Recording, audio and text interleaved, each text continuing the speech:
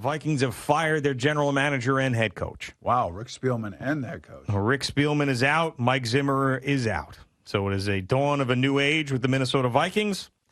Underachieving is really what this comes down to in the eyes of the owners. They went to the NFC Championship game during the 2017 season with Case Keenum as the quarterback. They ended up getting roasted, of course, by the Philadelphia Eagles out there. They went and paid the money to bring in Kirk Cousins.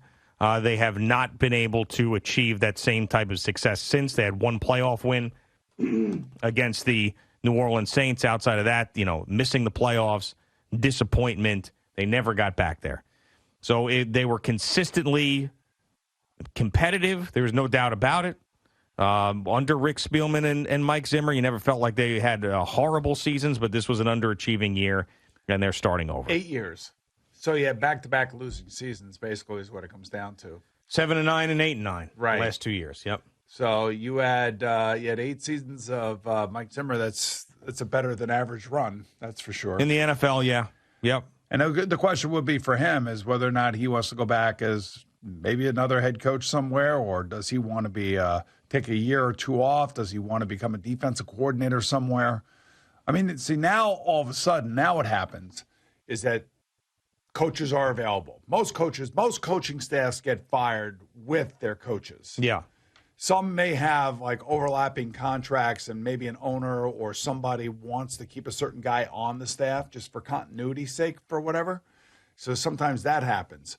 But now you have a free agent bevy of coaches out there. So let's say a guy like Bill O'Brien or Josh McDaniels, they want to take a job. Now they have their pick of the litter when it comes to assistant coaches. Yep. That's why you want to get that done quick and get a hire done quick, but you also want to make sure you're not rushing into something. Yeah, I don't know where they're going to go. I don't know if the Vikings are looked at as that destination where the top candidates go. They never have been. They've never really been looked at that. They usually get guys like Brad Childress and Leslie Frazier and Mike Zimmer, these coordinators that'll come in. That's basically been their history, Yeah. I mean, I remember also, back when Red McCombs was the owner, he was notoriously cheap, and that's why Mike Tice essentially got the job there after Dennis Green. And that's why Mike Tice was selling Super Bowl tickets. That's right, because he wasn't getting paid anything. Get paid. So, it's interesting. Maybe Louis Riddick gets one of these GM jobs.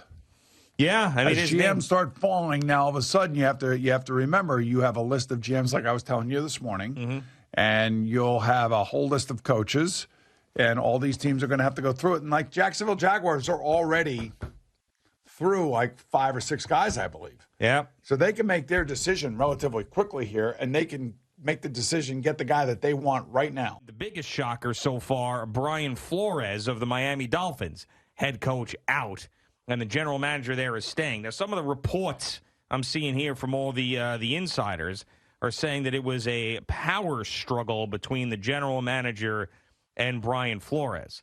So this is Jeff Darlington. See, this is the problem that you run into. What do you mean now? It's a problem if you bring in a GM that doesn't know the coach and they're not on the same page. Gotcha. Then all of a sudden you create a schism. So the first thing I thought of was Jim Harbaugh, and I think many people thought the same thing. Well, Stephen Ross is doing this to bring in Jim Harbaugh. So Jeff Darlington tweets, who's a guy who has covered, he's Miami-based, so he knows this organization well. He's working for ESPN now. Used to be on the NFL Network. He says, while I realize many are assuming Flores' departure is tied to Harbaugh's potential availability, I can assure you that is not the case. The Dolphins are not targeting Jim Harbaugh, per sources. The decision to fire Flores is entirely independent. The decision to fire Flores can be summed up, this is more Jeff Darlington, could be summed up with one word: relationships. His relationship with Greer, the general manager, and Tua had deteriorated to a pretty bad place. Along with constant staff changes, owner Steve Ross no longer saw Flores as a healthy fit in Miami. So that's why. So right now, 5 openings.